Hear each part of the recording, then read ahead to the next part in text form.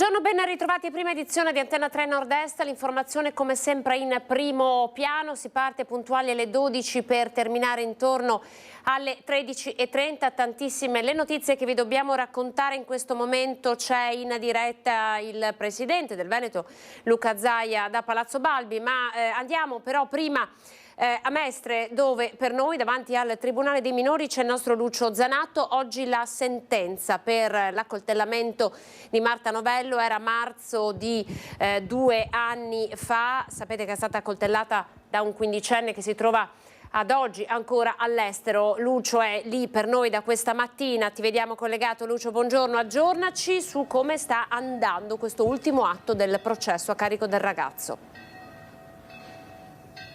Intanto buongiorno Anna, buongiorno ai telespettatori di Antenna 3. Mi trovo di fronte alle mie spalle abbiamo il Tribunale dei Minori qui a Mestre, vicino a Piazza Barche. Qui da questa mattina alle 9 c'è l'udienza in assise per appunto l'accoltellamento di Marta Novello. Ricordiamo la 27enne studentessa che il 22 marzo del 2022 stava facendo jogging lungo via Marignana, più o meno all'altezza del ristorante Al Muraro. Venne aggredita da un giovane, da un quindicenne, con 23 coltellate, parte delle quali crearono delle lacerazioni importanti ai polmoni, una le recise il tendine di una mano, per cui ebbe bisogno di diverse operazioni. Tutto questo appunto nel marzo di 2 anni fa. Il giovane poi venne subito preso e si giustificò dicendo sostanzialmente che aveva aggredito questa ragazza per scopo di rapina, voleva avere dei soldi per poi potersi comprare del fumo. Questo disse. Dopodiché naturalmente ci fu un primo grado di giudizio con patteggiamento a 6 anni e 8 mesi, con ricorso poi in appello venne abbassata a 5 anni appunto la detenzione, però tutto questo poi venne portato alla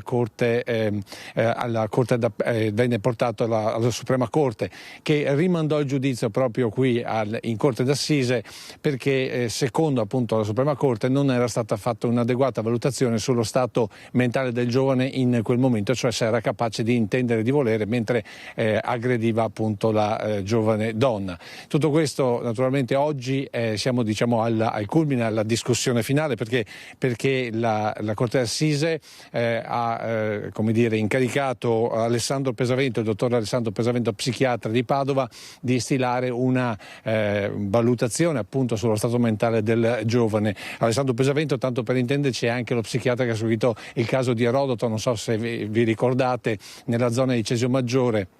Questo mitomane che spediva lettere con polverette bianche e lasciava negli asili dei sacchetti di caramelle con degli spilloni. Ecco, lui è stato incaricato a vedere, a capire la sanità mentale della famiglia accusata a quel tempo. Ecco, Alessandro Pesavento oggi ha portato qui, le sue valutazioni, e poi naturalmente nel corso dell'udienza c'è stato il contraddittorio con i 2 avvocati, ovvero Alberto Barbaro, che praticamente rappresenta la famiglia Novello, e invece Matteo Scussati, che invece è il difensore del giovane, che ricordiamo non è qui perché a causa di un vizio di forma, invece di essere portato in una comunità protetta sostanzialmente ancora un paio di anni fa,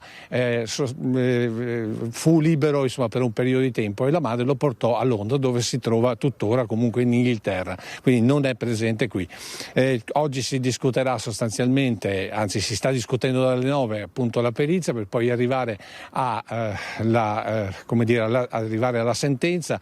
La giornata sembra ancora lunga, nel senso che per il momento noi ovviamente stiamo seguendo le cose dall'esterno, probabilmente la sentenza potrebbe arrivare anche a pochi minuti secondo uno degli avvocati, per invece l'altro la discussione sarà ancora molto lunga, e quindi si parla del pomeriggio per avere questa sentenza, se no addirittura un rinvio proprio voluto dalla Corte. Comunque qui in questo momento noi stiamo attendendo novità, se ce ne saranno vi chiederemo subito la linea. Intanto per il momento linea allo studio.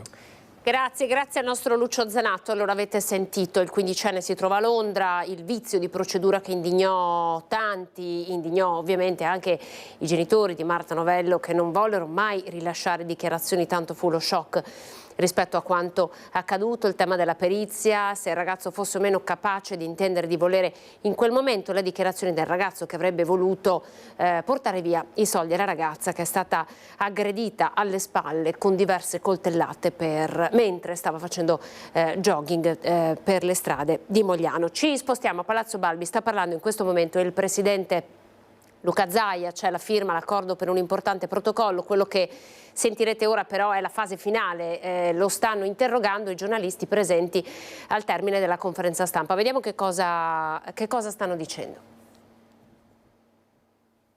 Ascoltanti, ci mancherebbe, non devono mai mancare tutele per i lavoratori e spero che si possa ricomporre il tutto e non inficiare la prima della Fenice.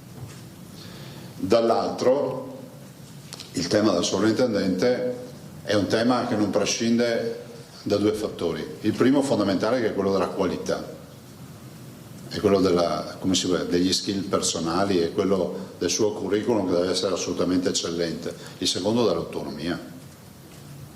Non si può fare a prescindere da quello che dicono i veneti e qui la voce c'era il sindaco che pesa molto più di noi, anche se noi comunque oltre 600.000 euro all'anno li versiamo a questo teatro, quindi il nostro contributo lo diamo in maniera importante, come lo diamo all'Arena di Verona e come lo diamo al Teatro Stabile del Veneto, insomma Arte Veneto, insomma tutte le realtà.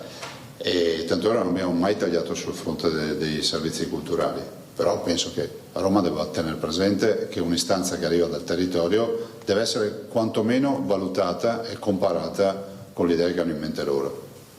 Non è un fatto di sovranismo regionale, è un fatto di civile convivenza e rapporti di buon vicinato. Altro? Cambio ancora tema. Allora, avete sentito, conferenza stampa, il tema in questo momento era la Fenice, perché oggi alle 17 c'è un incontro tra il sindaco di Venezia Luigi Brugnaro e il ministro della cultura Alessandro Giuli per discutere della nomina del nuovo sovrintendente del Gran Teatro Veneziano. Dunque della Fenice si discute del futuro della Fenice. Designato Fortunato Ortobina al Teatro della Scala di Milano. L'obiettivo del summit è quello di trovare un punto d'incontro, leggo testuali le parole citate da ANSA, tra governo trincerato sul nome di Nicola Collabianchi, attuale sovrintendente del Teatro Lirico di Cagliari, e la città con l'amministrazione comunale che preferirebbe una soluzione più locale, un direttore vicino al territorio. Quindi il tema è la decisione del direttore, il futuro del Gran Teatro La Fenice e la scelta di chi dovrà in qualche modo dirigerlo. L'incontro è tra il ministro Giuli e Brugnaro, sindaco di Venezia. Ma precedentemente la conferenza stampa a Palazzo Balbi è stata convocata per annunciare un protocollo di cui vi daremo conto nei nostri telegiornali della sera, un protocollo tra Trenitalia e l'Esercito. I militari che viaggeranno sceglieranno di viaggiare con la divisa e quindi anche, come dire, arruolarsi quando sono su un convoglio in caso di difficoltà, viaggeranno gratuitamente e il prezzo del biglietto sarà a carico della Regione del Veneto. Un protocollo interessante tenendo conto che avete visto l'ultimo accoltellamento di un capotreno su una linea regionale in Liguria. Il tema della sicurezza è un tema all'ordine del giorno, dagli autobus ai treni, mezzi pubblici è un tema importante e quindi le amministrazioni e le regioni cercano di trovare delle soluzioni per garantire più sicurezza a chi viaggia sui mezzi pubblici. Andiamo avanti però con la cronaca, perché nella notte c'è stato un incidente mortale. Siamo a Cavallino Treporti con un'auto che è andata fuori strada autonomamente e un giovane kosovaro di 24 anni è morto.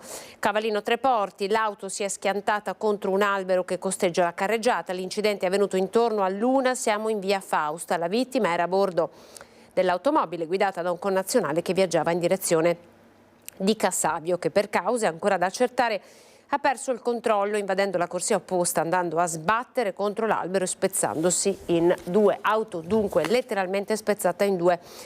Il 24enne deceduto all'istante pare non avesse le cinture di sicurezza.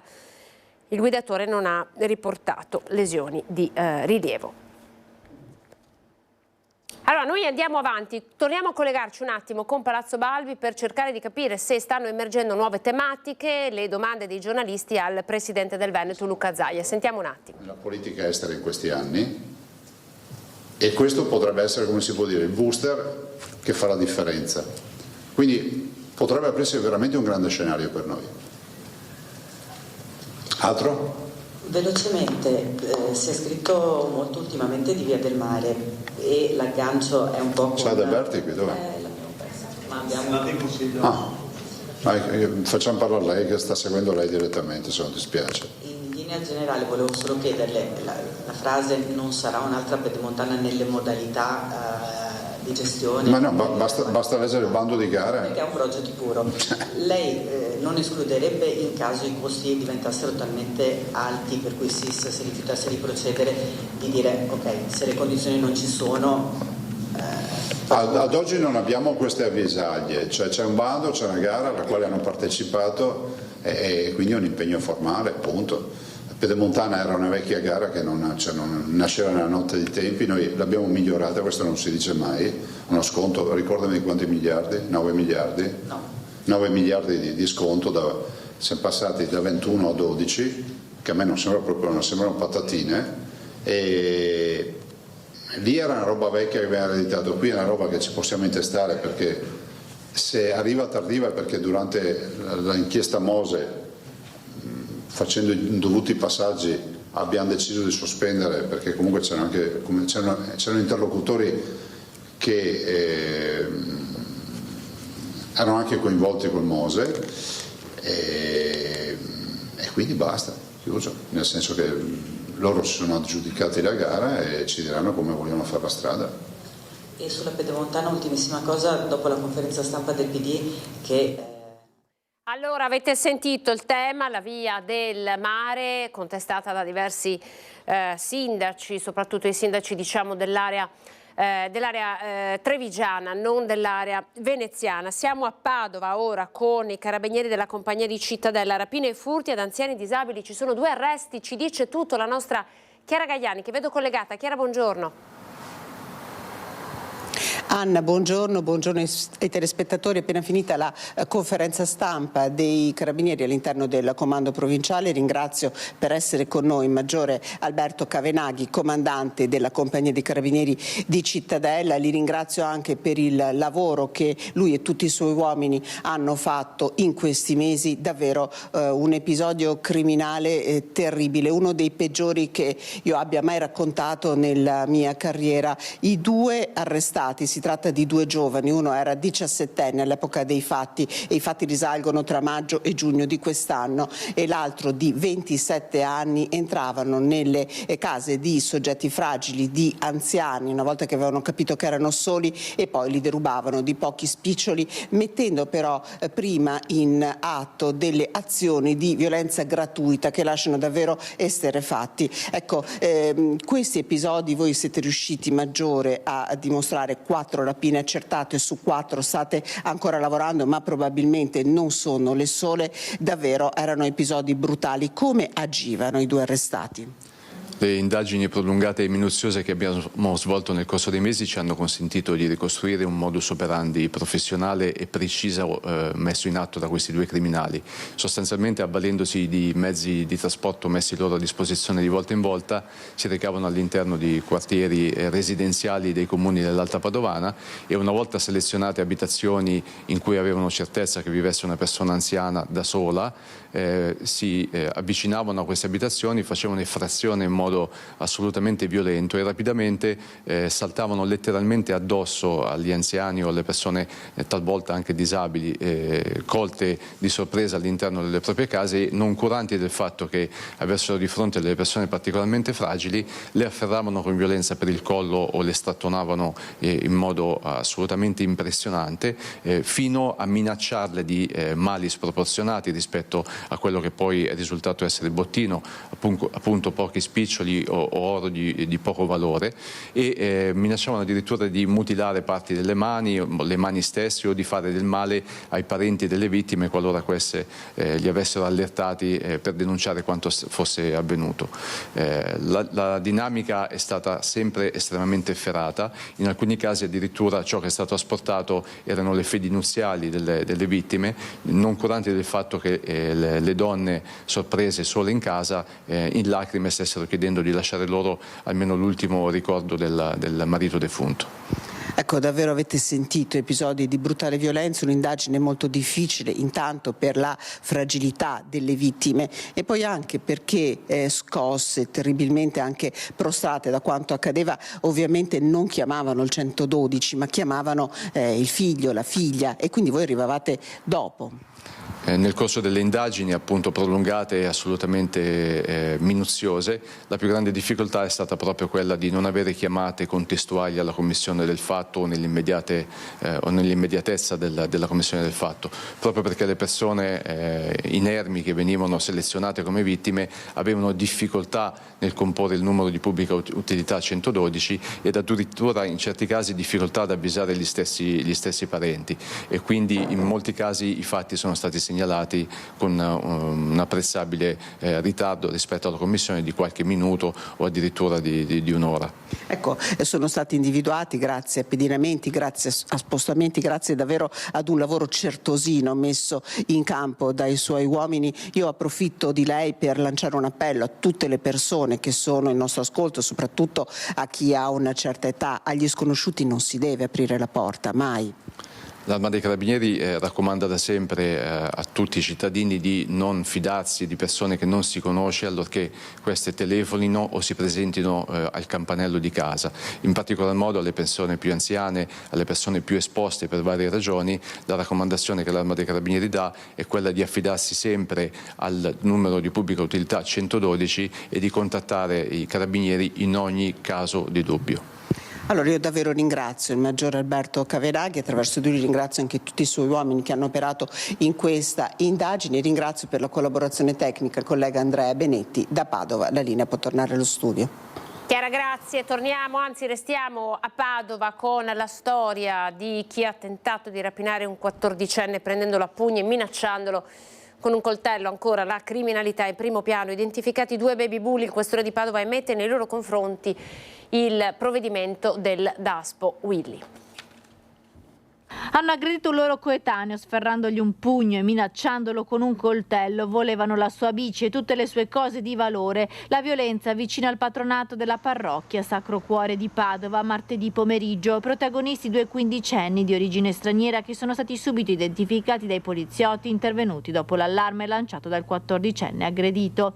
I baby bulli non hanno esitato a puntare il coltello allo stomaco del ragazzino, che è stato poi colpito all'addome da un pugno. Nonostante la violenza, il minorenne è riuscito a scappare mettendosi al sicuro e chiamando la polizia. I 2 aggressori sono stati bloccati poco lontano dal patronato. Uno di loro in tasca aveva ancora il coltello usato per l'aggressione. Il questore ha disposto nei loro confronti la misura del Daspo Willy. I 2 minori per 2 anni non potranno avvicinarsi ai locali della zona. Entrambi inoltre sono stati segnalati al Tribunale dei minori. Noi purtroppo stiamo assistendo sempre più frequentemente a interventi dove durante anche normali controlli del territorio troviamo ragazzi con armi bianche. Non più di 3 settimane fa in zona stazione abbiamo sorpreso un ragazzo con un macete, un altro ragazzino, tutti minori, anche lui con un macete, ancora coltelli. La mamma del 14enne aggredito, arrivata in questura, ha raccontato che lo scorso 7 novembre i 2 bulli avevano già tentato un'altra rapina nei confronti del figlio, intimandogli di consegnare 20 euro sotto la minaccia di un coltello. Il questore rivolge un messaggio alle famiglie dei giovani. Solo quando siamo giunti a costruire a instillare questo senso di responsabilità nel giovane, il giovane è in grado di fare quel processo di valutazione della condotta e quindi se antisociale non la pone in essere. La polizia sta cercando di capire se i 2 quindicenni autori dell'aggressione al patronato del Sacro Cuore siano gli stessi che hanno rapinato lo scorso fine settimana un altro 14enne all'uscita da scuola nel vicino quartiere di San Bellino. Allora, subito a Palazzo Balbi stanno intervistando il presidente Luca Zaia, per noi c'è Filippo Fois. Siamo una regione come il Veneto, noi siamo la 4ª regione d'Italia per aggressioni, dopo Lazio, Toscana e Campania. Ma vuol dire militarizzare i treni? Questo? Vuol dire viaggiare più sicuri e più tranquilli, si mettono nei panni delle ragazze, delle signore, degli operatori, dei capotreni che si ritrovano a volte davanti delle persone esagitate, fuori di testa, maleducati, gente che non sa cosa sia la civile convivenza, e noi siamo felici di avere le forze armate a nostra disposizione. Arresto in flagranza differita, qui parliamo invece di ospedali, pronto soccorsi con personale medico sanitario preso di mira. Qualcosa si sta muovendo, ci sono ospedali, ad esempio quello di Padova, che sta anche pensando a delle misure di difesa, non solo dell'operatore ma anche della struttura, anche se gli stessi direttori dicono ci dispiace perché gli ospedali non devono essere caserme. Gli ospedali non possono essere caserma e devono essere aperti, proprio per il motivo per cui noi curiamo tutti, a prescindere dal colore della pelle, dal credo religioso, dalle scelte sentimentali, dal censo, dal fatto che abbiano i documenti o non ce li abbiano. E questo è un momento di vanto per noi veneti. Abbiamo 68 ospedali, è pur vero che dobbiamo difendere da un lato gli operatori, i nostri 64.000 operatori, e dall'altro l'esercizio dell'attività medica, perché chi va a fare l'aggressione, come è accaduto a Cittadella, in un pronto soccorso, crea del male agli operatori, come abbiamo visto, e fra l'altro avete visto il carabiniere che ha avuto la peggio, e dall'altro interrompe un servizio, magari mettendo a repentaglio la vita di un codice rosso che ha bisogno urgente di essere curato. Quindi io penso che il legislatore qui debba legiferare con tolleranza non zero ma doppio zero. Deve esserci un aumento dell'IRAP nella prossima manovra. Ma è già preventivato l'aumento dell'IRAP, l'abbiamo detto, ne abbiamo discusso. Siamo la regione che non applica tasse a livello regionale da 15 anni. No, abbiamo prelevato più o meno, non prelevati ai tasche viventi, forse quasi 20 miliardi di euro in 15 anni. Adesso vedremo quale sarà la ricaduta della finanziaria nazionale, cercheremo di capire le ultime partite e dopo anche quest'anno il bilancio lo faremo. L'autonomia cosa si aspetta nelle prossime settimane dopo la riunione della consulta? Mi pare di capire che la protezione civile fa un po' ago della bilancia? No, io sono fiducioso, la protezione civile è la prima delle 9 materie sulle quali si fa la trattativa, sarà anche, come si può dire, la vernice, no? Cioè, la debuttante, ma sarà anche l'occasione per dimostrare ai più scettici che quando vedranno messe in fila le competenze che verranno attribuite eventualmente alle regioni, si capirà che forse nessuna regione potrebbe rinunciare a quelle competenze, forse il problema poi ce l'avranno quelli che hanno sempre detto che non vogliono l'autonomia perché è la secessione dei ricchi. La verità è che l'autonomia è un vero processo di decentramento amministrativo e di miglioramento della vita dei cittadini. Ma cosa potrebbe cambiare, scusami, per i cittadini? Ce lo può spiegare? La protezione civile è la calamità naturale, un'alluvione, un terremoto circoscritto al confine regionale, può essere gestita in maniera molto più efficiente se vi sono delle funzioni attribuite alle regioni. Penso alle ordinanze in deroga, penso al coordinamento delle forze in campo durante la protezione civile, che oggi non accade che non c'è un coordinamento regionale. Ha tutta una serie di attività che noi potremmo fare che oggi non possiamo fare, ma nell'interesse dei cittadini, e quindi non è la secessione dei ricchi come dice qualcuno. E oggi è tornato a parlare di Venezia per quello che riguarda il caso della Fenice, ha detto bisogna entrare, sì certo, però ha detto Venezia non è un Luna Park. Perché l'ha detto? Cioè si sente che in questo momento viene usata come un Luna Park, cioè anche una critica a quella che è stata l'amministrazione di questa città negli ultimi 30 anni, non sto parlando di quella attuale. Non sto criticando minimamente le amministrazioni e l'amministrazione, sto pensando alla percezione che c'è a livello nazionale, che non è quella che abbiamo a livello internazionale, per fortuna. A livello internazionale il cittadino del mondo ritiene Venezia una parte anche di sé, nel senso che noi vediamo gli interventi del New York Times piuttosto che altri autorevoli quotidiani internazionali che trattano Venezia come figlia loro, e a noi fa piacere questo. Dall'altro però la percezione a livello nazionale mi dà l'idea che sì, vabbè, ma tanto Venezia vive di turismo. No, Venezia deve essere il salotto buono di questo paese per presentare, diciamo, il paese. Io immagino e spererei che un giorno, se ci fosse la visita, che so, di Trump, fosse accolto a Palazzo Ducale, se ci fossero visite importanti, che si utilizzassero le strutture. Ma chi è che una piazza come Piazza San Marco, una basilica come la Basilica di San Marco e il Palazzo Ducale, e poi non sto a parlarvi di tutte le altre realtà veneziane. Quindi direi che Venezia è veramente un grande biglietto da visita e non c'è bisogno di spiegarlo a nessuno in giro per il mondo. A proposito di Trump, lei ha... Perché sostanzialmente può essere una grande opportunità per la politica italiana. Secondo me sì, perché se vado a vedere i componenti del G7 europei, quindi gli stati europei, l'unico stato che si può definire Trump friendly, insomma, che ha comunque affinità ideologiche e comunque non ha fatto campagna contro Trump è proprio l'Italia, quindi si apre secondo me un'autostrada a favore della Presidente Meloni, che ha fra l'altro gestito bene la politica estera. Direi che noi possiamo diventare assolutamente la porta d'ingresso e di relazioni degli Stati Uniti con l'Europa. E questo di Trump. E di Elon Musk invece? Cosa devo dire? Doge anche lui adesso.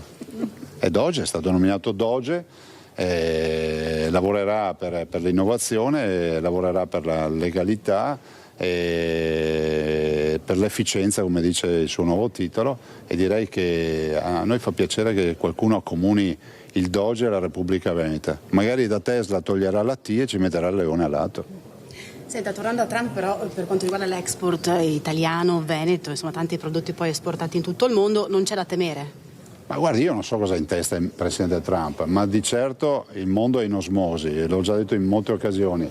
I mercati sono come i vasi comunicanti, pensare che gli Stati Uniti possano riempire di dazi per controllare, diciamo, le importazioni negli Stati Uniti e immaginare che possano esportare nel mercato più florido del mondo, che è l'Europa, da 450 milioni di abitanti, indisturbati, non la vedo proprio. Quindi è ovvio che ogni azione corrisponde a una reazione, ma il Presidente Trump lo sa benissimo, è uomo d'affari, quindi sa come si fa. Si fanno più male loro.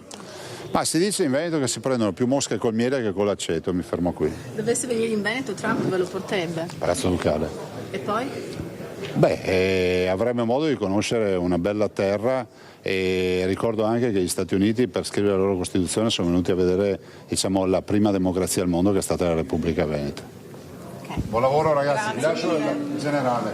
Allora, termina l'intervista al Presidente del Veneto, Luca Zaia. La cornice è quella di una conferenza stampa per presentare un accordo con Trenitalia all'esercito. Militari che viaggeranno sui convogli per renderli più sicuri viaggeranno in divisa, non pagheranno il biglietto, ma in qualche modo appunto riusciranno attraverso l'uniforme e ciò che questa rappresenta a garantire più sicurezza all'interno dei convogli.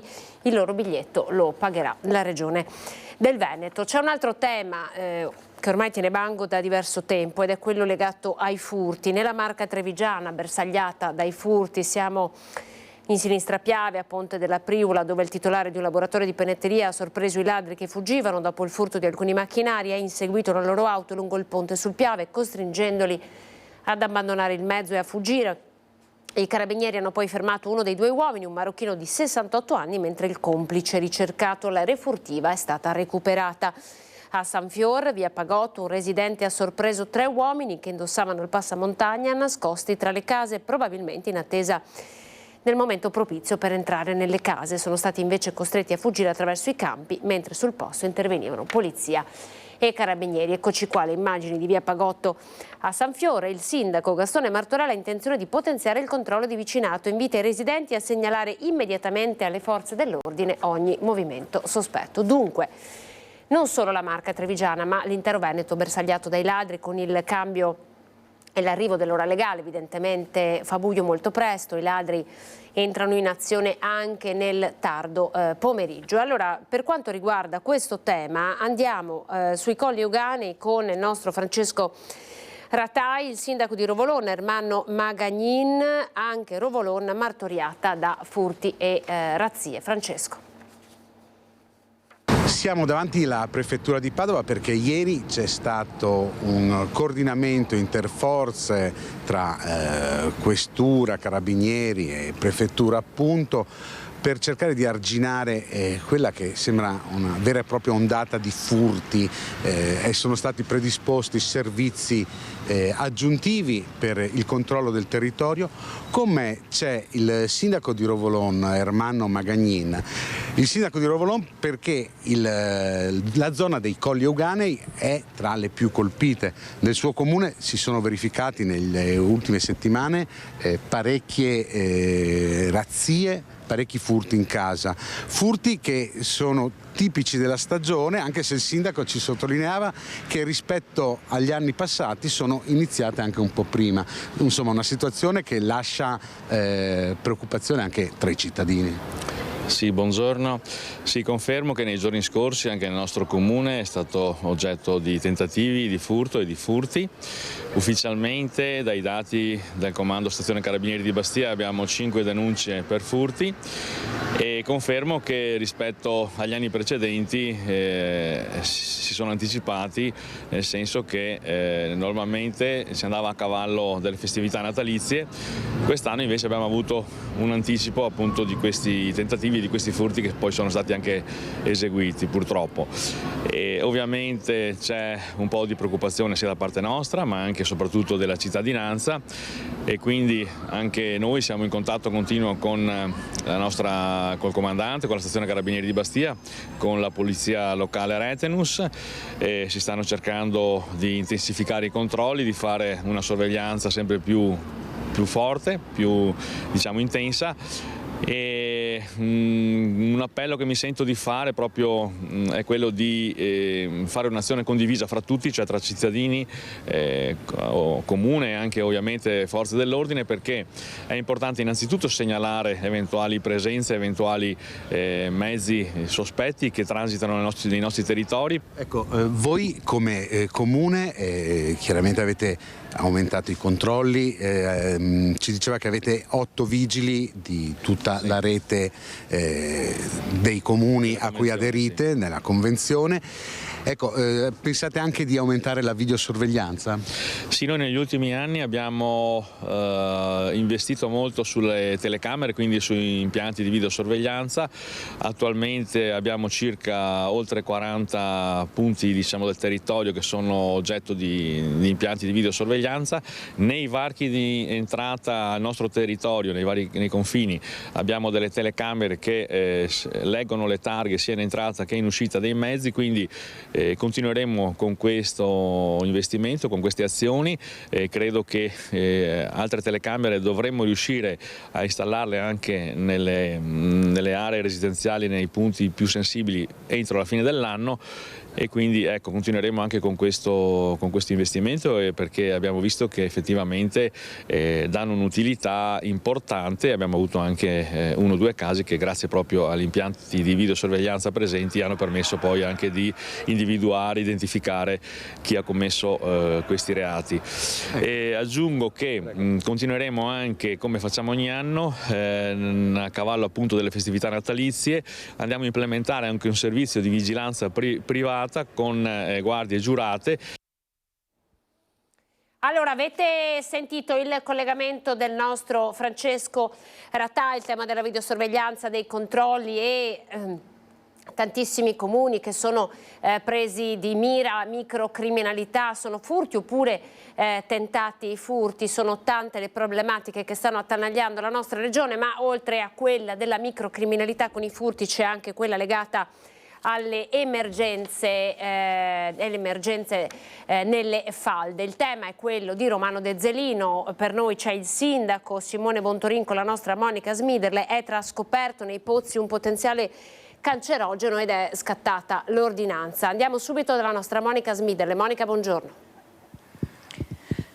Sì, buongiorno a te Anna, buongiorno a tutti i nostri telespettatori. Siamo a Romano Dezzelino con il sindaco Simone Bontorin, perché i controlli di ETRA hanno mostrato la presenza di un erbicida potenzialmente cancerogeno nell'acqua dei pozzi privati di quest'area. Siamo al confine tra il comune di Romano Dezzelino e il comune di Bassano del Grappa.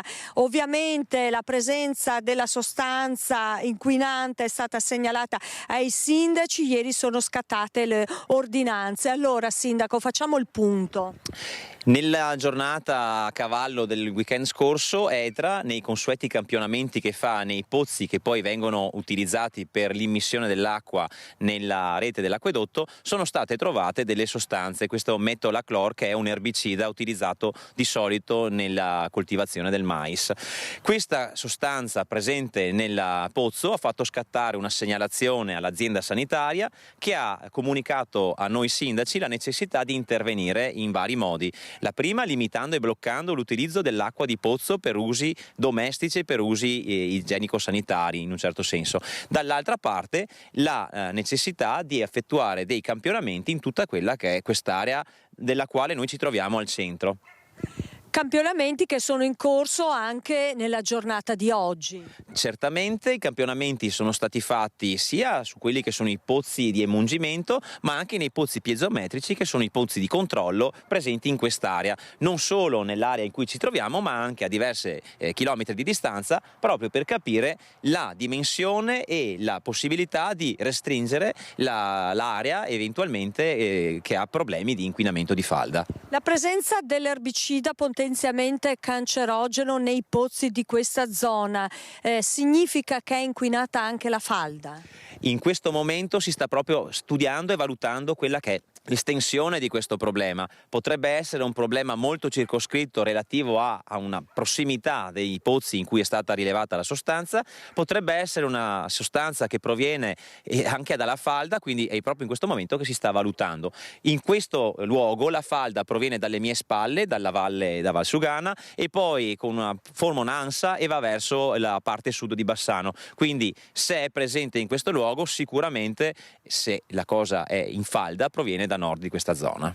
Capite dunque la delicatezza del tema, della questione. Sono in corso anche oggi ulteriori controlli. Domani, sindaco, c'è un vertice a cui parteciperanno tutti gli enti interessati a questo inquinamento, tra cui anche l'ARPAV naturalmente. Certamente, oltre ai comuni e ai sindaci che sono i responsabili della salute dei propri cittadini, oltre ad ARPAV che è l'ente preposto a governare l'ambiente, abbiamo anche la provincia di Vicenza che è responsabile per eventuali inquinamenti ambientali, abbiamo l'azienda sanitaria che si occupa di igiene e salute, sanità pubblica, e tutti quelli che poi sono i vari uffici che lavorano all'interno di questi enti.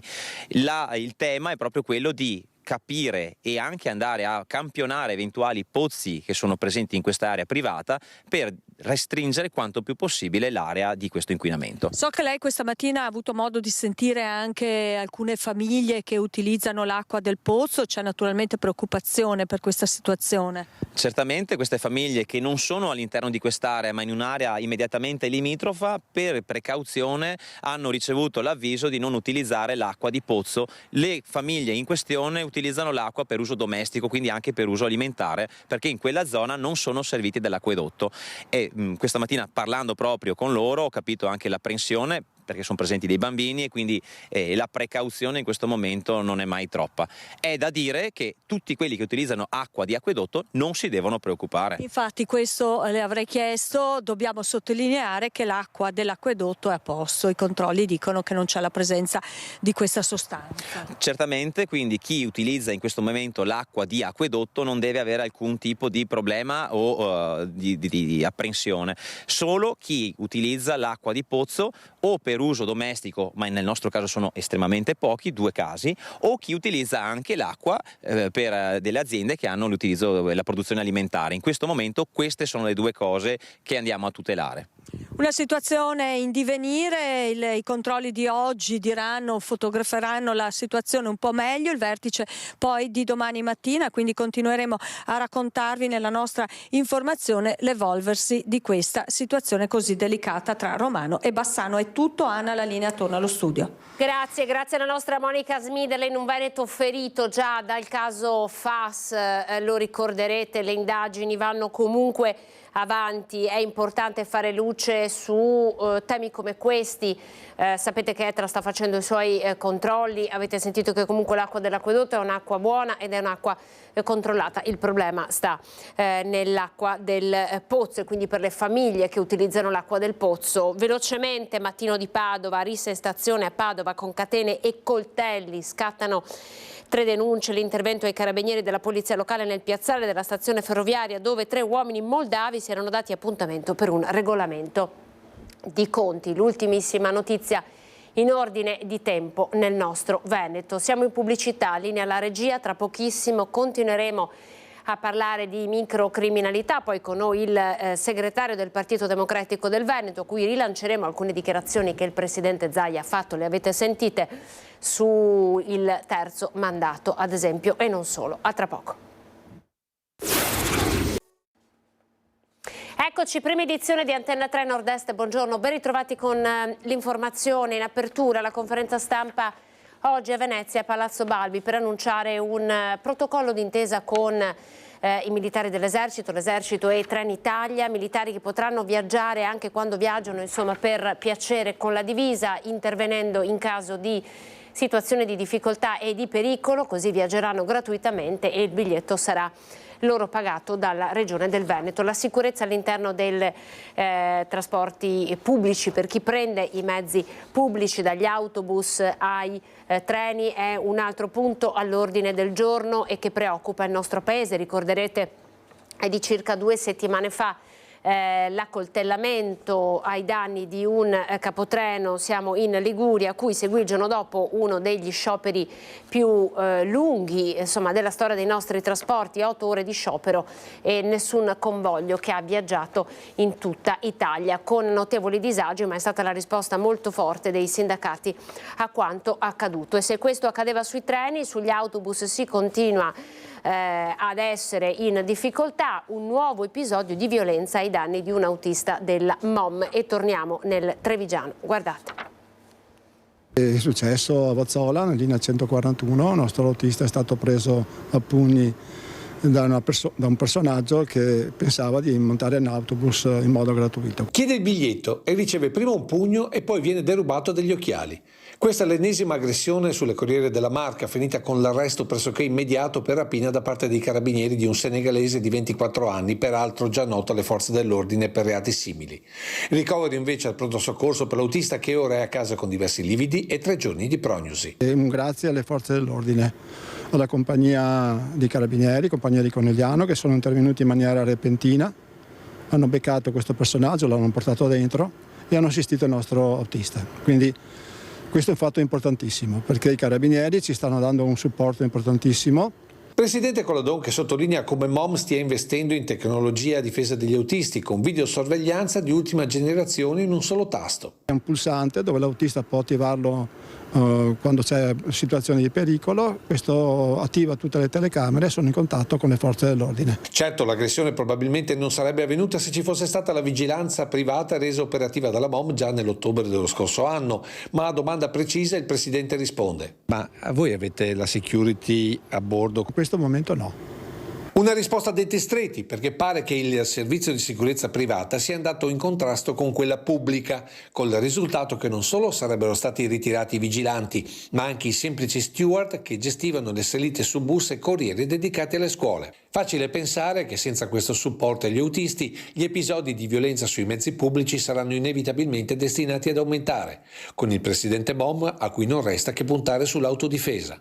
Stiamo facendo anche degli incontri con i nostri autisti, con il personale delle forze dell'ordine, per aiutarli in caso di aggressioni. Siamo a Vicenza, Palazzo Trissino. Il Comitato dei Cittadini di Ospedaletto consegna una petizione al sindaco, si chiede una soluzione ai problemi del quartiere. Federico Fusetti e Simone Squarcina hanno documentato l'incontro in comune.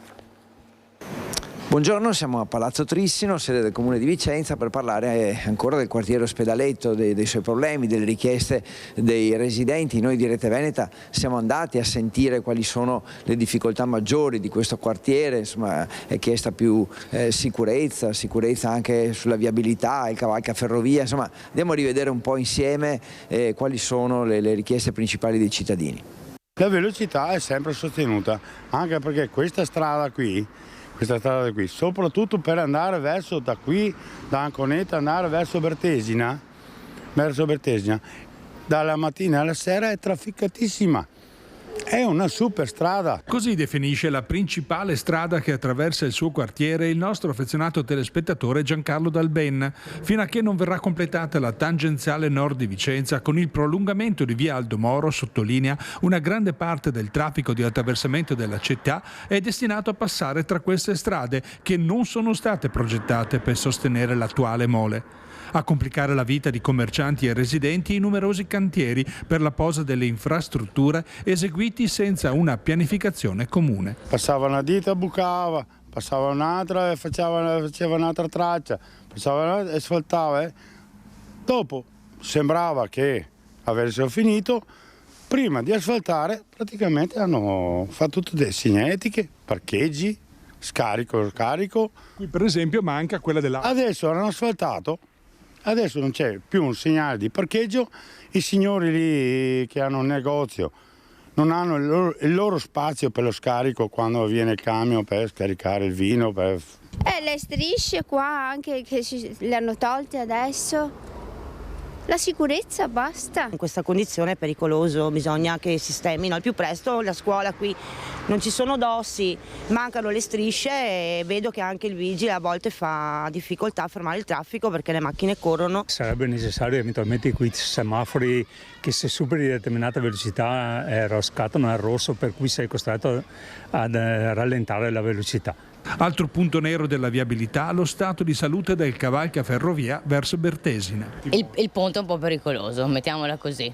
Si creano delle scene di nervosismo sul ponte più di qualche volta, sia al mattino ma soprattutto alla sera, perché c'è chi ha fretta e invece chi ne ha meno. Vedo come si comportano le persone, molti passano con il rosso. C'è sempre qui la colonna e poi hanno messo il divieto di passaggio dei mezzi pesanti fino a 3,5 tonnellate, però sono passate 2 betoniere assieme una vicino all'altra, per cui non è stato fatto niente fino adesso, c'è solo tanto traffico, tanto casino e come dicono tanti ci sono degli scricoli.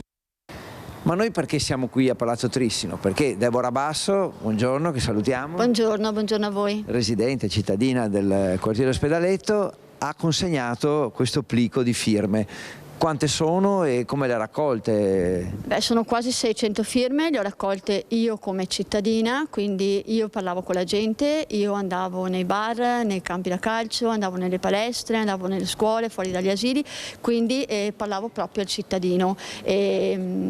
Parlavo di cosa? Delle problematiche che tutti sappiamo, che coinvolge Strada Ospedaletto con Strada Bertesina, il ponte del cavalcavia, che è praticamente a rischio crollo, ma questo non lo dice Basso Deborah, lo dicono proprio le verifiche che hanno fatto comunque da ottobre, perché io combatto da sola questa battaglia da mesi e da mesi io mi metto davanti al ponte e davanti al ponte lo guardo, mi metto lì, guardo, penso, controllo e vedo quanta miseria c'è sopra quel ponte, porta un sacco di tonnellate, quintali al minuto, cioè se noi calcoliamo che solo una macchina potrebbe pesare tra i 1500 e 2000 kg, benissimo, calcoliamo che c'è un semaforo che alterna comunque la strada e da questo semaforo passano 10 macchine al minuto, calcoliamo per 24 ore quante possono essere le tonnellate che non passano più suddivise su 2 carreggiate, ma passano su una carreggiata sola perché l'altra è ammalata. Quanto ci metterà questo ponte a venire giù? Il ponte dalla parte di là comunque è sempre peggio, perché io lo controllo tutti i giorni, quasi tutti i giorni, perché abito a 150 passi dal ponte. La sera se vado a passeggiare con il cagnolino io lo sento scricchiolare. Il ponte purtroppo è a rischio crollo, non è più sicuro neanche dalla parte di là. Non può aspettare assolutamente un autunno in queste condizioni, non può assolutamente aspettare un inverno, una primavera, un'estate, perché non ha più bisogno di pioggia, non può più tenere magari una calamità come la neve o la grandine o il vento, perché viene giù anche l'altra parte. Passano mezzi agricoli, perché purtroppo Ospedaletto è una zona anche agricola, camion, tir, tram. Lei ha appena consegnato queste firme, che cosa si aspetta? Noi ci aspettiamo che il sindaco venga da noi, venga a Ospedaletto, lo invito io personalmente come cittadina, chiedo che si metta in piazza, che venga da noi l'aspetteremo, 600, 700, 800 persone, se il sindaco ci dà una risposta in piazza d'Ospedaletto anche per le problematiche che comunque comunque avete detto all'inizio, non ci sono più le strisce pedonali, non ci sono i dossi davanti alla scuola, manca mezze strisce da una parte, manca il carico-scarico alla vineria, manca le strisce del bus, i parcheggi, hanno tolto tutto, hanno rattoppato su tutto e quindi la situazione è veramente disagiata. Chiediamo che il sindaco venga da noi, se no verremo qua tutti noi, quelli che hanno firmato, verremo qua dal sindaco. Quindi questa non è assolutamente una minaccia, ma è giusto dare, perché quando noi, soprattutto della protezione civile, quando noi volontari, il comune ci chiede aiutiamo a mettere giù i sacchi o aiutiamo, noi per il comune ci siamo sempre cittadini, quindi è giusto che adesso il comune sia con noi. E allora, aspettando il sindaco, ci saremo naturalmente anche noi di Rete Veneta. Allora, la voce dei cittadini ve la facciamo ascoltare, le varie problematiche. Qui siamo ad Ospedaletto, ma poi c'è il tema della microcriminalità con il boom di furti e di razzie. Siamo stati nel Padovano, così come la Marca trevigiana bersagliata dai criminali. E questa è una notizia, peraltro, che vediamo tutti gli anni, ma quest'anno, come avete sentito dal sindaco di Rovolon, la microcriminalità pare stia iniziando ad agire molto prima. E dunque è anche un tema di cui occuparsi, perché i comuni che stanno subendo dei tagli evidenti non hanno le risorse per potersi difendere e così potenziano il controllo del vicinato, quindi sostanzialmente il volontariato dei cittadini. Ne parleremo tra pochissimo anche collegandoci con la nostra Edi Calimana, ma vi presento Andrea Martella, senatore, onorevole Martella, segretario del Partito Democratico del Veneto. Buongiorno. Buongiorno e grazie dell'invito. Senatore, io ho un'interrogazione in mano che lei ha presentato. C'è stata la giornata di sciopero di 8 ore, partiamo proprio con una notizia del territorio. Il tema è quello della Meneghetti SPA, siamo a Rosà, siamo nel Bassanese, ci sono 40 persone che stanno rischiando il posto di lavoro. Lei ha presentato un'interrogazione al Ministero per il Lavoro, il Ministero per le Imprese e il Made in Italy. Sì, l'ho presentata subito riguardo al possibile licenziamento di questi 40 lavoratori della Meneghetti SPA. Ho chiesto al Ministero di intervenire per tutelare l'occupazione e soprattutto per mettere in campo tutti gli strumenti per un rilancio di tipo produttivo. Ieri c'è stato lo sciopero, naturalmente i lavoratori e i sindacati che li rappresentano hanno dato tutta la mia solidarietà, ma la solidarietà non è sufficiente se non ci sono delle azioni concrete e di queste azioni concrete c'è bisogno. Non è l'unica situazione di crisi industriale nel Veneto, c'è bisogno di un intervento più efficace da parte della Regione Veneto, che sembra di stare un po' a guardare, e da parte anche del Ministero delle Imprese e del Made in Italy. Si chiama delle imprese, Urso, il ministro, fa anche il Veneto perché è stato eletto da queste parti, ma mi pare che la distrazione sia abbastanza grande rispetto ai nostri processi produttivi. Oggi c'è il tavolo Berco, tra l'altro, e c'è stata una intervista interessante del presidente di Confindustria che dice: noi questa recessione l'avevamo in qualche modo un po' vista, l'avevamo letta, ma insomma la politica non ha fatto nulla per prevenire. Dal caso Meneghetti in poi, che cosa dovrebbe fare la politica? Beh, innanzitutto bisognerebbe fare in modo che quei processi di transizione ecologica e digitale che interessano le imprese, che interessano il lavoro, che pensiamo solamente all'intelligenza artificiale, siano accompagnati da strumenti che possono tutelare l'occupazione e possano anche formare i lavoratori. Bisognerebbe che non ci fossero i tagli che ci sono stati. Pensate solo che nella legge di bilancio nazionale viene tagliato il fondo automotive. Questo ha un impatto dell'80% per circa 4 miliardi e mezzo. Questo ha un impatto anche in tutto il settore della componentistica che fornisce l'industria automobilistica anche in Veneto. Bisognerebbe affrontare meglio il costo dell'energia, che continua ad essere una parte imponente nei bilanci. Bisognerebbe fare in modo di far affrontare meglio l'intreccio tra domanda e offerta di lavoro. Molto spesso noi ci troviamo di fronte a aziende che ci dicono: ma non troviamo i lavoratori. C'è bisogno di lavoratori formati e quindi c'è bisogno di una costante opera di aggiornamento che spesso non si fa. C'è bisogno poi di una serie di fondi che possano favorire l'innovazione, la crescita. e anche da questo punto di vista ci sono stati dei tagli. Se poi pensiamo che le imprese del Veneto vengono colpite quest'anno con il bilancio e aumentando la tassa dell'IRAP, ecco, questo ci dice che insomma il Veneto è una grande regione, ha avuto un grande sviluppo, un'impresa molto importante che oggi però fa più fatica a rimanere competitiva nei mercati internazionali, il caso della Berco, della Meneghetti, e di tante altre situazioni, la Speedline e altre di cui ci stiamo occupando ne sono la dimostrazione. Se poi questo aggiungiamo che abbiamo perso delle occasioni, come Intel, questo forse è anche un po' il tema, no? Esatto, abbiamo perso delle occasioni, quindi mentre siamo in un nuovo corso di innovazione, no? Pensiamo alla grande transizione ecologica, ma poi c'è tutto il tema dell'intelligenza artificiale, eppure sembra quasi che come paese siamo un po' indietro, no? Rispetto anche soltanto ai nostri competitors dell'Europa. L'altro giorno ho visitato un'azienda del Padovano, una multinazionale importante.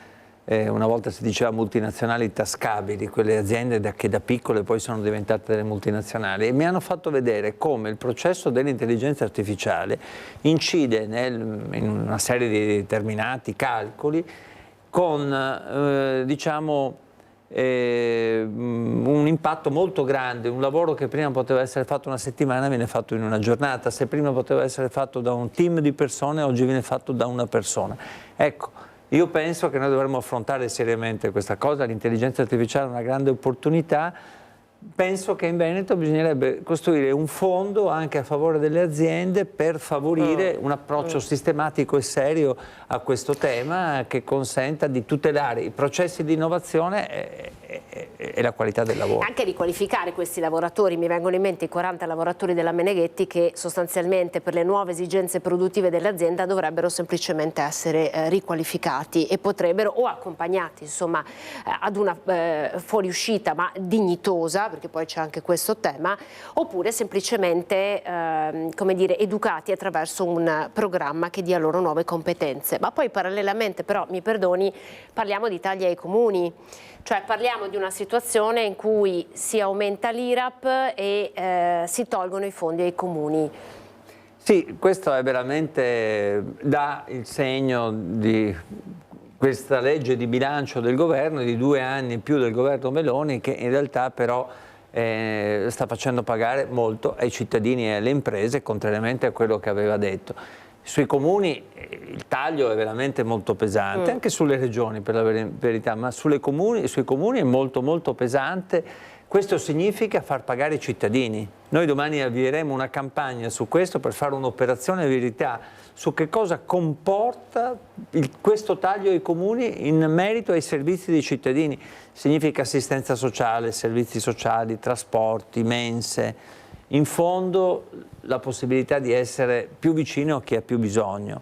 Ecco, è un taglio veramente pesante e fare questo obbliga i cittadini a dare meno servizi e a aumentare la propria tassazione, il che è negativo. Come funzionerà questa campagna allora? Ma domani presenteremo già una serie di dati e poi chiederemo a dei sindaci per ogni provincia di testimoniare con le risorse che hanno a disposizione nel loro bilancio che cosa comporta questo taglio, cioè ci dimostreranno voce alla mano, assistenza, servizi, mensi, trasporti, sport, che cosa significa tagliare per quel comune e come in un piccolo comune o in un comune medio, venendo meno quelle risorse, vengono meno i servizi ai cittadini. Un modo concreto per verità. Sì, l'abbiamo chiamata un'operazione verità proprio per dire, non è uno, diciamo, come ho visto che qualcuno dice, ma i sindaci del centro-sinistra, del PD, no, io ho proteste di sindaci del centrodestra, ho lettere di sindaci di piccoli comuni di tutti gli schieramenti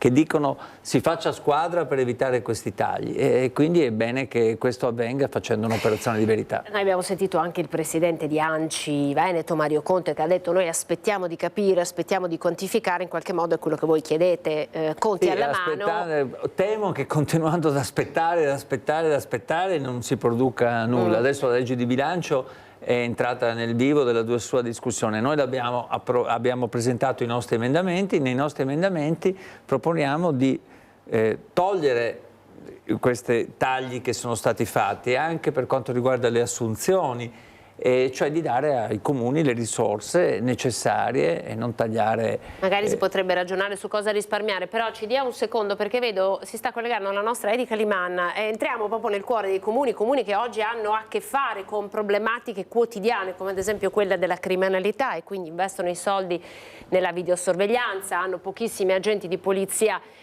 locale e sono evidentemente esasperati. Questa esasperazione ce la racconta la nostra Edi Kaliman da Valdobbiadene. Edi, buongiorno.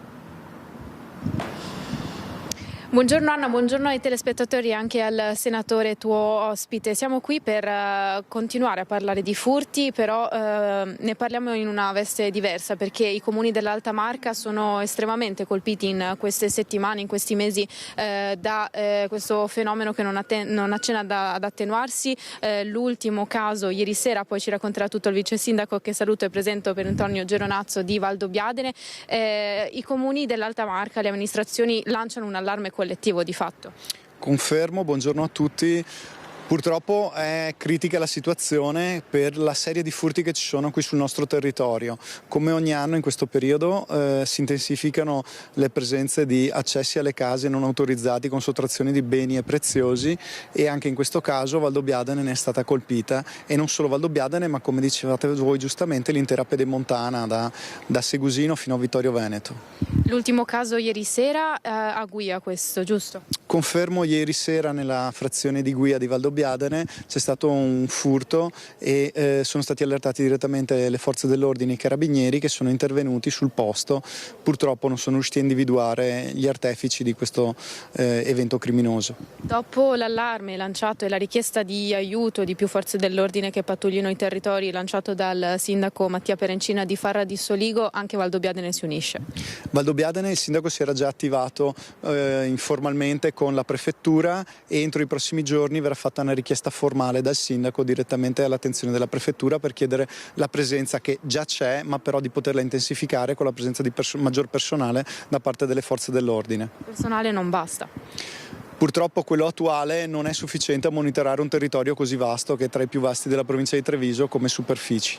E soprattutto anche come insidiosità dei territori, ovviamente. È un territorio tanto bello quanto difficile da monitorare, perché abbiamo un territorio vasto, esteso. Vittorio Veneto è il comune più esteso della provincia, Valdobbiadene il secondo, che però comporta anche tante possibilità e facilità per chi vuole dileguarsi o scappare. Sappiamo, Anna, che dalla questura sono stati chiamati in forza alle pattuglie già presenti sul territorio anche i reparti dell'anticrimine di Padova per pattugliare le zone dell'Interland di Conegliano e provincia di Treviso. Ora anche i sindaci dell'Alta Marca si uniscono per un appello corale affinché maggior forze dell'ordine riescano a presidiare questi territori e cercare di arginare questo problema. Se non hai domande, Anna, con Nicoletta Rizzetto, ringraziando il mio ospite, ti restituisco la linea. Grazie alla nostra Edi, perché allora io raccoglierei un po' questa provocazione che arriva dai sindaci dell'Alta Marca per proporgliela, senatore, perché non sono più soltanto i cittadini a chiedere più forze dell'ordine sul territorio, ma sono gli stessi sindaci. Vuol dire che la situazione è davvero arrivata ad un limite.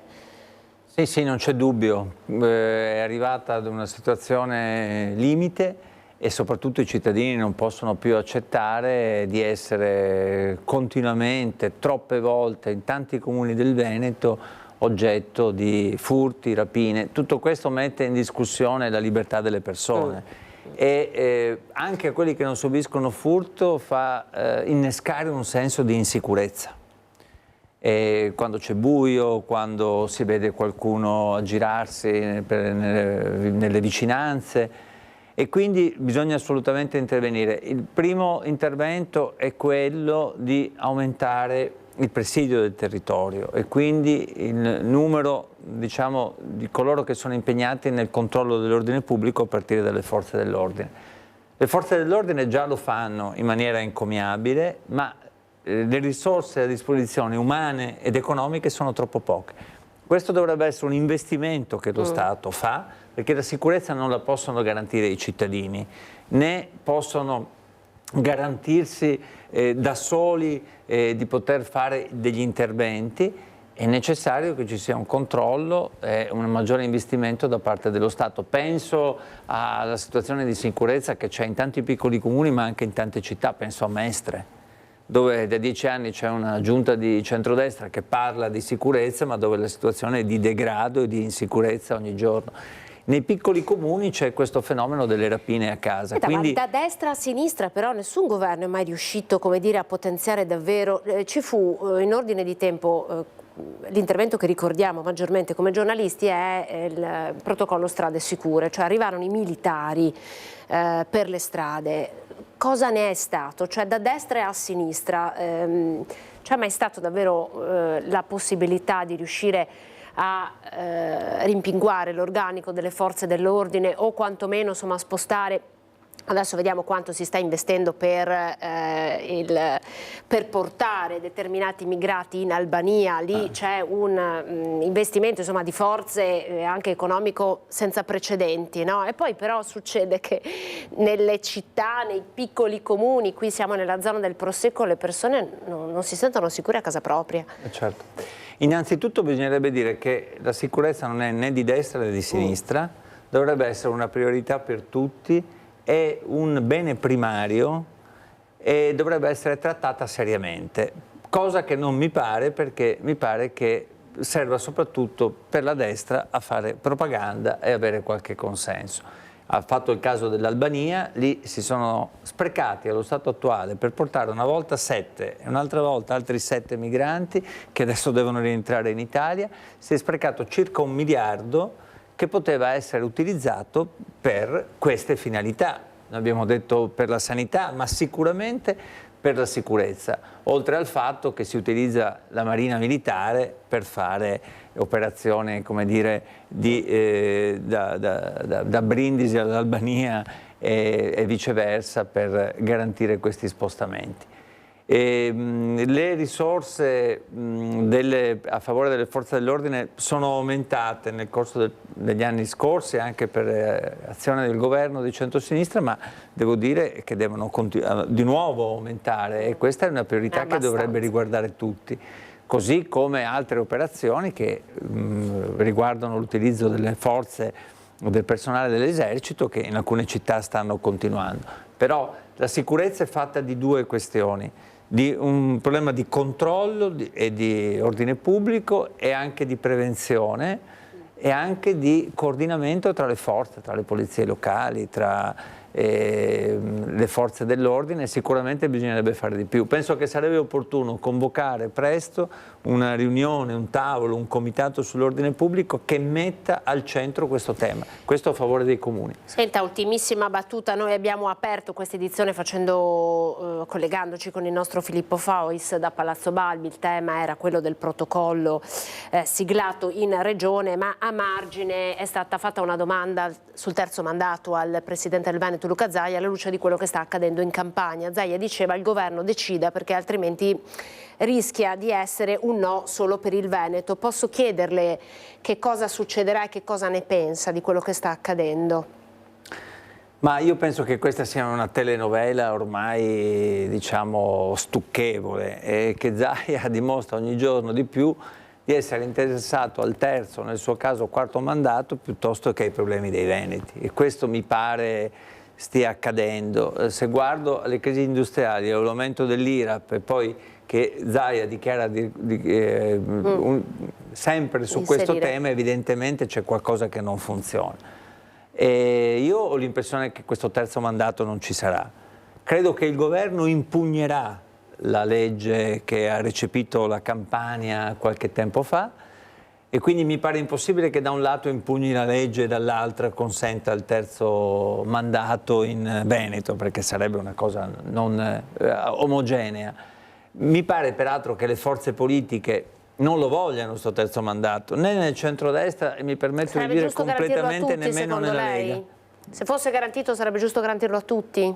Io penso che non sia giusto fare un terzo mandato per le cariche elettive che sono elette direttamente dai cittadini ed esercitano un potere esecutivo. 10 anni nel caso di Zaia, 15 sono più che sufficienti per garantire il proprio impegno a favore della regione, ma anche per determinare la possibilità di un'alternanza che è ossigeno per la democrazia. Grazie, grazie senatore Andrea Martella per essere stato in nostra compagnia, segretario del Partito Democratico del Veneto. Ci fermiamo pochi minuti, poi entreremo nel cuore della Treviso sotterranea con questa ipotesi di una terza corsia del Put che potrebbe andare davvero a danneggiare i bastioni. Ne parliamo con un architetto. A tra poco. Eccoci, prima edizione di Antenna 3 Nord-Est, entriamo nel cuore di Treviso con il prossimo ospite che saluto e ringrazio, Simone Piaser, presidente della Treviso Sotterranea, ma insomma qui in una duplice veste. Buongiorno e grazie per essere con noi, Simone. Buongiorno a voi, grazie. Allora, il tema qual è? Il tema è della ipotesi terza corsia del Put, che permetterebbe di far circolare i mezzi pubblici più agevolmente e quindi nell'intenzione dell'amministrazione comunale di farli prendere più comodamente ai trevigiani, che pare insomma stiano prendendo molto l'automobile, no? Stiamo vedendo soprattutto da quando sono iniziate le scuole, abbiamo visto un particolare intasamento lungo il Put nelle ore di punta. Da qui l'idea di andare ed intervenire con una terza corsia però che toccherebbe una Treviso che forse è sconosciuta ai più. E in che modo la danneggerebbe? Allora, con Simone, che è qui e parla a nome di una alleanza che è stata creata 5 anni fa ma che ovviamente torna a far sentire la propria voce proprio alla luce di questa dichiarazione, quindi voi siete come Treviso Sotterranea ma ci sono anche i Lions, c'è il FAI, chi rappresenta lei oggi, Simone? Sì, esattamente. Io sono onorato di essere portavoce in questa occasione di questa alleanza, di questa aggregazione che è anche di per sé un fatto straordinario, perché per la prima volta nella storia della città abbiamo qui riunite 9 associazioni, ci sono altre associazioni che vorrebbero farne parte. E sostanzialmente la nostra è una coalizione che ha come denominatore comune l'importanza della tutela del sistema bastionato. È proprio per questo che ci siamo definiti Alleanza per la tutela del sistema bastionato, perché a nostro avviso anche il solo termine mura può essere a volte fuorviante. Perché? Perché a Treviso il sistema fortificatorio rinascimentale di Treviso non è composto solamente dalla cortina muraria, dal fossato e dal terrapiano interno, ma da altri elementi che attualmente possono non essere visibili a causa di un'alterazione che è avvenuta nel corso della storia. E prima di andare a raccontare, mi perdoni, di che cosa stiamo parlando, anche con l'ausilio delle immagini, le faccio una domanda a bruciapelo: perché la terza corsia ipotizzata dall'amministrazione comunale potrebbe mettere a rischio questo sistema? Noi non entriamo nel merito dell'esame tecnico di questo progetto, in quanto ancora ovviamente non c'è un progetto definitivo. Si parla di questa terza corsia, ovviamente la terza corsia dovrà prevedere un ampliamento del sedime stradale. La nostra vuole essere una raccomandazione che prima di poter procedere con questo progetto definitivo si faccia attenzione a non invadere il sedime del sistema bastionato. Sedime che sostanzialmente la parte esterna di questa opera molto importante da conservare coincide con il fossato a ridosso dell'attuale circonvallazione esterna. Vediamo se dalla regia riescono a farci vedere una prima immagine. Eccola qua, ci aiuta a capire. Sì, è una planimetria che definisce nel dettaglio, proprio con le zone colorate a ridosso della cortina muraria, proprio l'estensione di questo sedime. Ovviamente è composto all'interno dal terrapieno, che è in gran parte perfettamente conservato tra Porta Santi 40 e Porta San Tommaso, e all'esterno, oltre al fossato, c'è una parte che è rimasta nascosta, una parte alterata alla percezione attuale, dovuta essenzialmente a un interramento realizzato proprio per la congiunzione di un anello esterno di comunicazione realizzato solamente agli inizi del Novecento. Però se pensiamo che dal 1500 fino appunto agli inizi del 1900 questo sistema era perfettamente visibile, integro, e possiamo anche documentare che questo sistema è integro, perché appunto da questa immagine, questa è una documentazione. Facciamo vedere l'immagine, grazie alla regia che ci segue in questa nostra narrazione. Questo è l'unico tratto attualmente visibile del muro di controscarpa esterno. Allora, la nostra fortificazione è particolarmente caratterizzata da un sistema idraulico. Il sistema idraulico prevedeva ovviamente nella parte interna la cortina muraria attualmente visibile e nella parte esterna appunto una delimitazione posta esattamente a 32 metri dalla prima cortina muraria e attualmente sappiamo che in gran parte per tutta la lunghezza dei 3 lati sostanzialmente della cinta muraria a nord del fiume Sile, questo muro di controscarpa, che è la seconda cortina muraria di Treviso, ecco, questa è una documentazione, una fotografia proprio risalente agli inizi del Novecento, dove si può documentare l'integrità del muro di controscarpa, posto proprio all'esterno del fossato, proprio dove ci sono i gradini che scendono a una fontanella. C'è quel tratto attualmente visibile, quindi lo possiamo toccare con mano, però sappiamo che è perfettamente integro lungo tutto il perimetro del lato nord, est e ovest, ecco, della fortificazione trevigiana.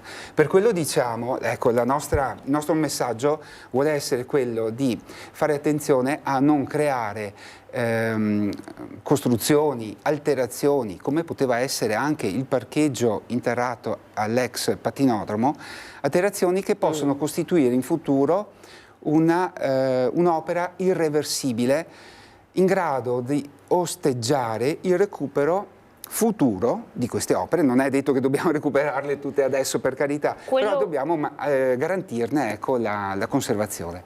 La cartina che avete appena visto, che abbiamo avuto grazie appunto a Treviso Sotterranea, va ad identificare i vincoli sui beni culturali, i vincoli sui beni paesaggistici e i vincoli sui beni paesaggistici corsi d'acqua tutelati, no? Quindi anche qui noi in realtà abbiamo tutta una serie di vincoli. Allora, un progetto di questo tipo come si inserisce su vincoli che sono già preesistenti? Allora, sono vincoli che possono essere appunto paesaggistici, di norme previste dalle norme di piano, però non sono vincoli monumentali. Ed è proprio questa mancanza, questa pecca che noi vorremmo colmare proprio con l'istituzione di un vincolo monumentale sull'intera cerchia muraria di Treviso. La sovrintendenza ha recentemente accolto un'osservazione, quindi ha istituito il vincolo monumentale solamente per il bastione del castello.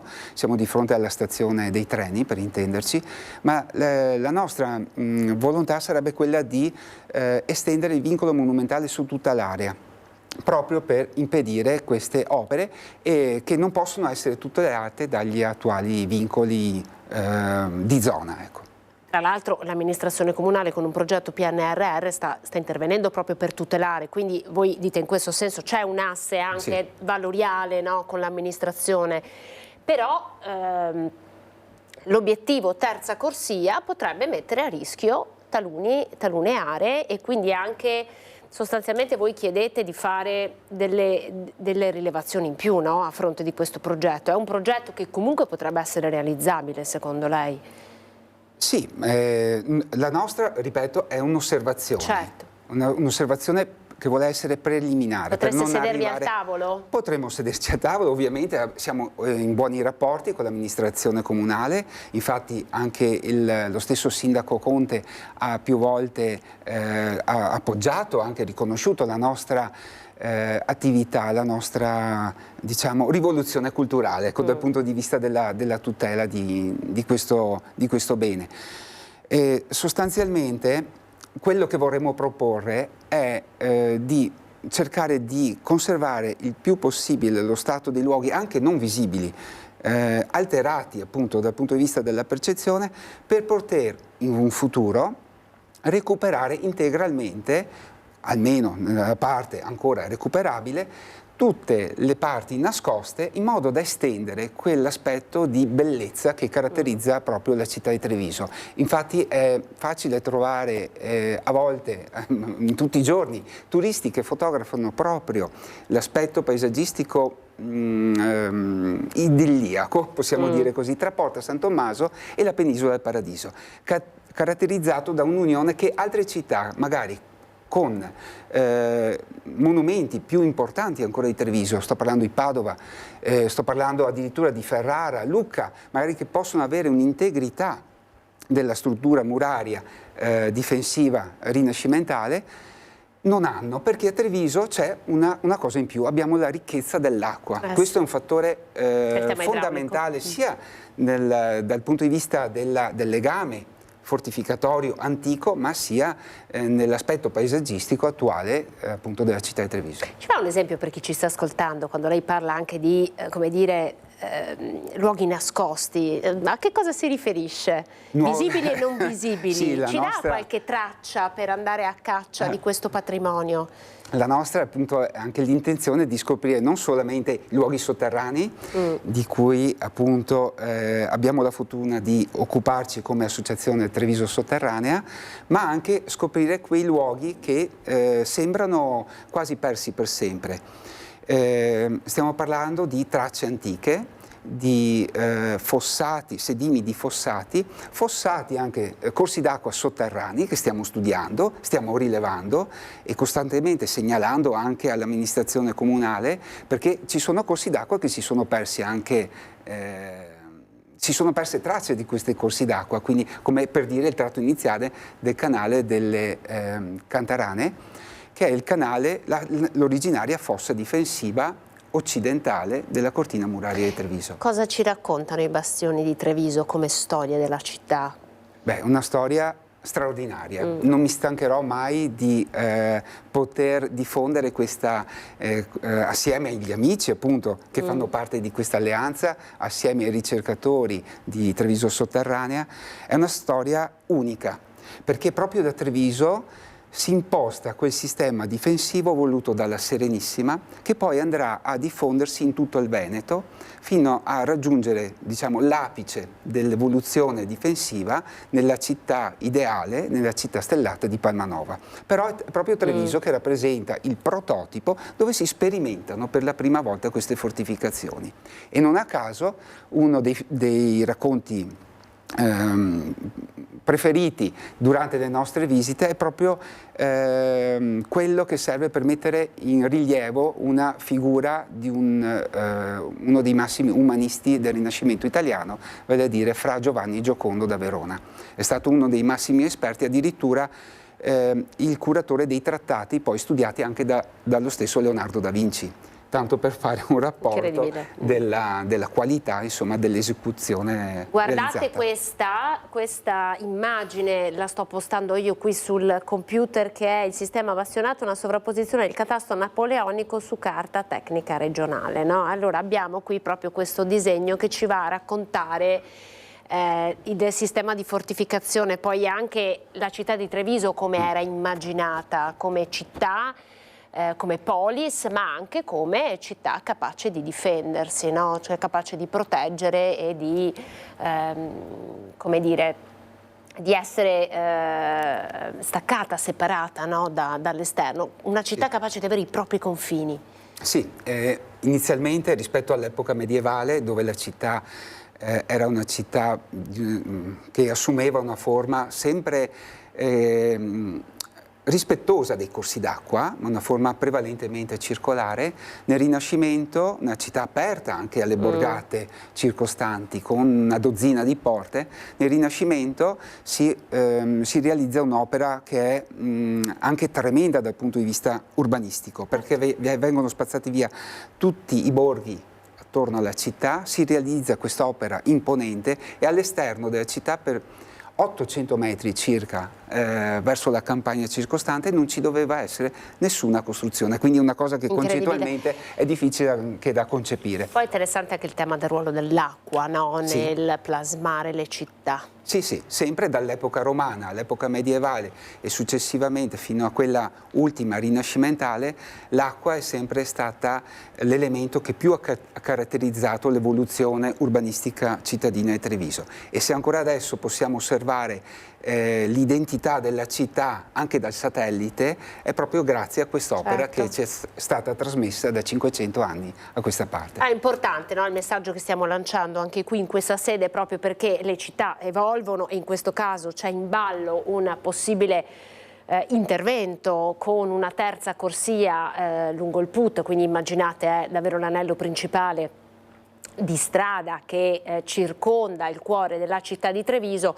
Le osservazioni di questa alleanza vogliono come dire, creare un asse sostanzialmente con l'amministrazione comunale affinché si possa lavorare insieme, perché il passato e il futuro riescano a continuare a convivere nel migliore dei modi. Grazie per essere stato con noi Simone Piaser, presidente di Treviso Sotterranei, in rappresentanza qui di questa alleanza che abbiamo raccontato. Grazie a voi telespettatori per essere stati con noi. Dopo di noi abbiamo con la nostra Alice Montagnier un approfondimento con Mauro Schileu, che è un consulente patrimoniale. Si parlerà di scenari futuri e impatto sull'economia dopo l'elezione di Trump, e quindi insomma un tema piuttosto caldo in questi giorni. Che cosa succederà? Non perdetevi la prossima puntata. Grazie per essere stati in nostra compagnia e buon proseguimento di giornata con Antenna 3. Arrivederci.